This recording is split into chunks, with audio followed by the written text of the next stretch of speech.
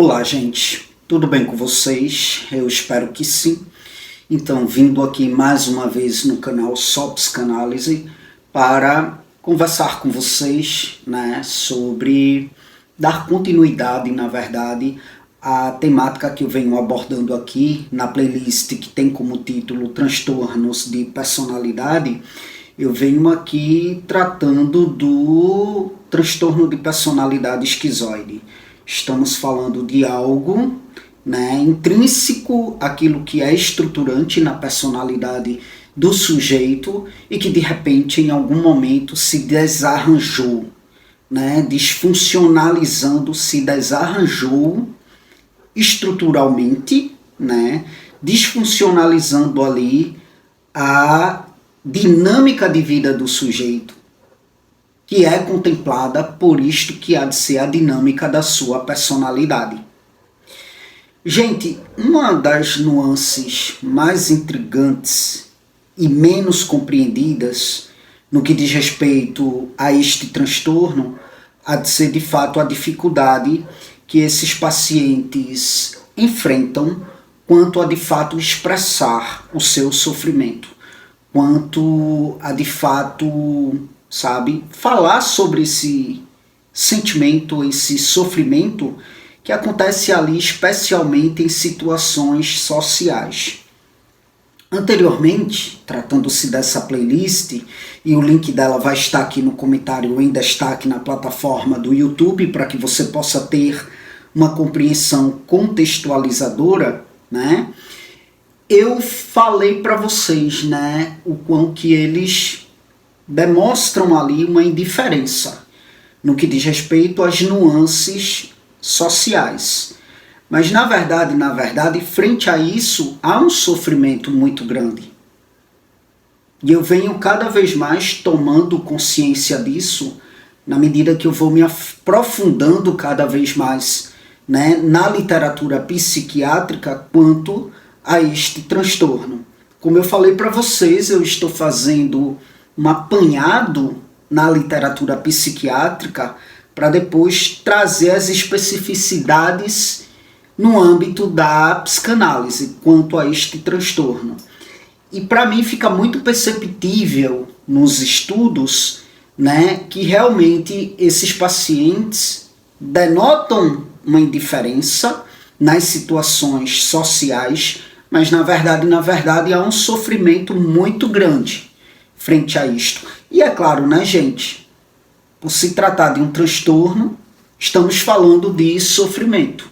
Então, o que muito se percebe é que quando esses pacientes conseguem se sentir, de fato, à vontade, em um ambiente seguro, em um ambiente acolhedor, às vezes eles começam a revelar os aspectos profundos da sua experiência interna.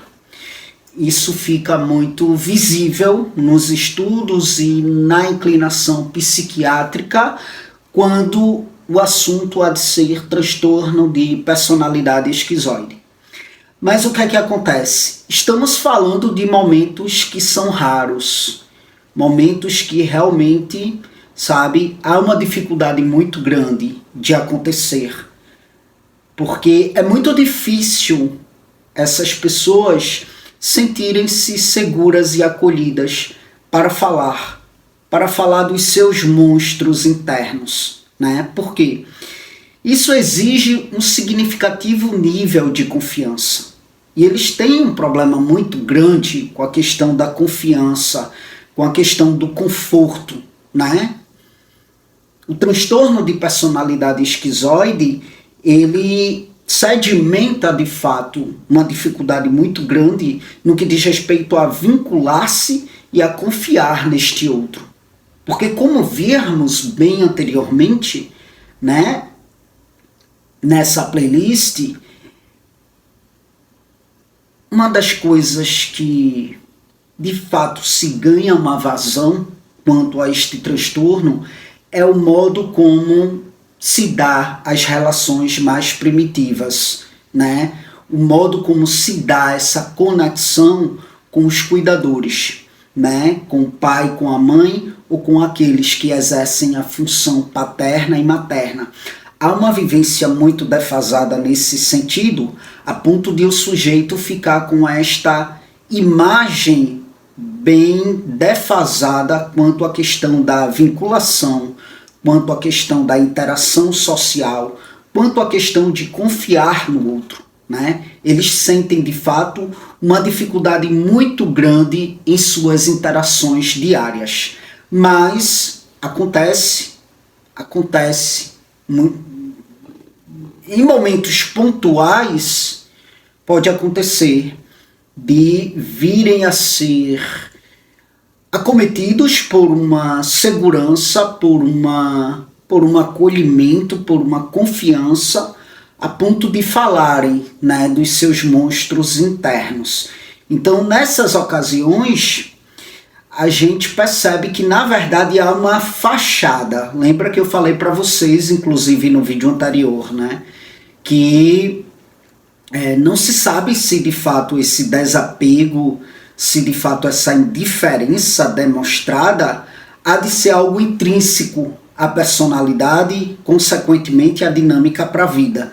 Mas não, na verdade, quanto mais eu me aprofundo, e quanto mais eu leio, e quanto mais eu me debruço, é muito significativo essa questão, né, no âmbito ali de uma fachada. Há uma fachada que eles adotam, há uma camuflagem, uma defesa que eles adotam, que, né, denota de fato essa indiferença, esse desapego. Mas existe um sofrimento muito significativo relacionado a esta dificuldade de se conectar com os outros. E isto traz muito sofrimento. E esse sofrimento muitas vezes é mascarado por esta aparente apatia, por esta falta de interesse, né, que há de ser demonstrada. Então, eles podem parecer desinteressados, né, em formar relacionamentos, em formar conexões, né, em participar de atividades sociais, mas, na verdade, isto há de ser uma estratégia de defesa para evitar uma dor muito grande que está associada aí às interações sociais.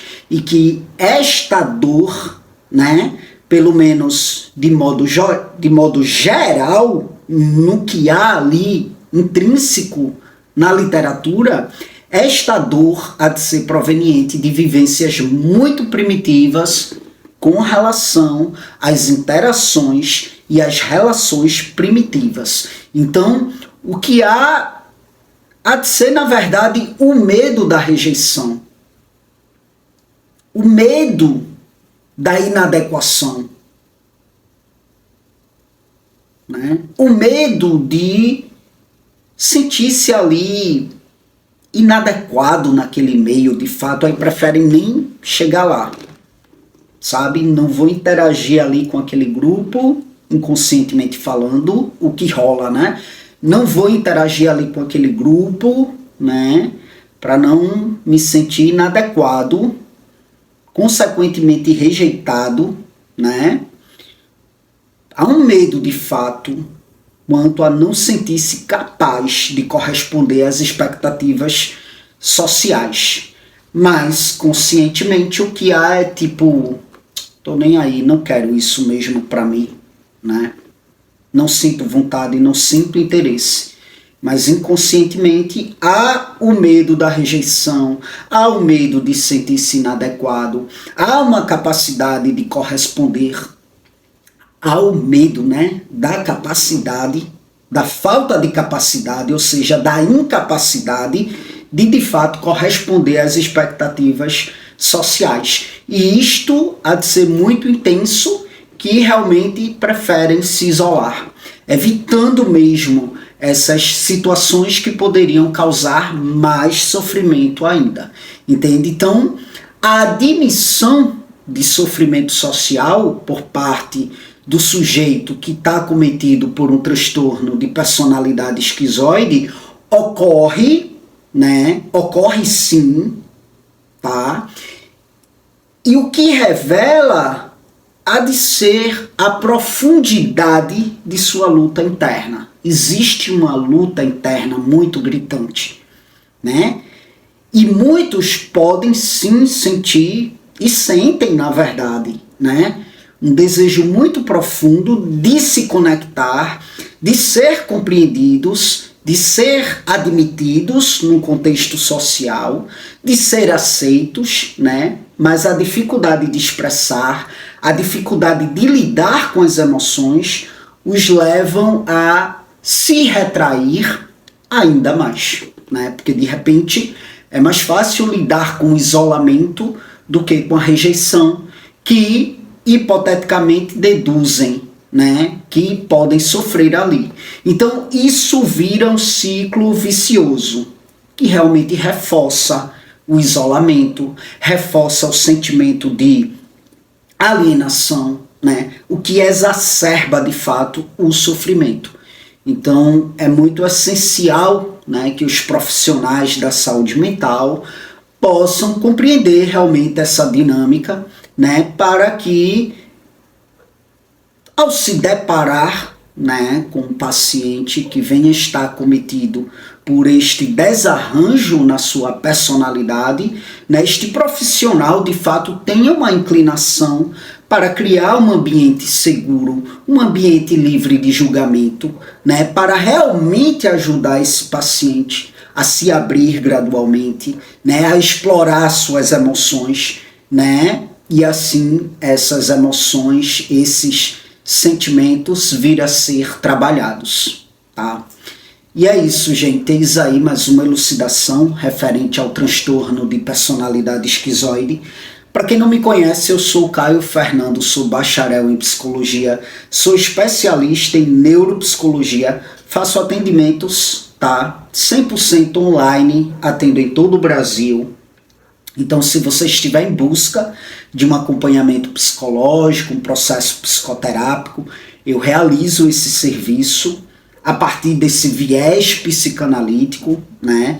Então, você pode vir aqui no comentário em destaque na plataforma do YouTube e você vai encontrar aí o meu WhatsApp. Você pode entrar em contato comigo e eu te passo as informações pertinentes quanto a este processo comigo. Para além disso, gente, eu presto assessorias, mentorias, supervisão na área da psicologia em geral, na área da psicanálise.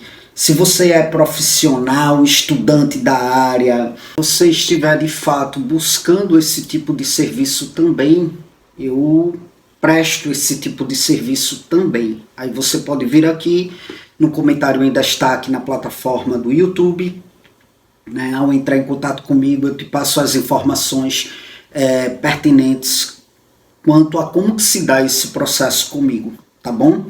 Que também há de ser 100% online. Então é isso, gente. Para além disso, você encontra aí no comentário em destaque meus demais projetos aqui na internet. Você encontra aí o meu outro canal aqui no YouTube, que é o Mente Aberta em Psicologia e Áreas Afins. E você encontra aí também um blog, né, nomeado como Um Homem Trans do Caos ao Nirvana, né, onde neste blog eu trago minúcias com relação à minha posição no mundo enquanto homem trans, enquanto pessoa trans, né? Então lá tem um material denso com relação à minha vivência, né? Lá eu venho cada vez mais alimentando, né, com peripécias importantes com relação à minha vivência, com relação à minha posição no mundo, tá bom?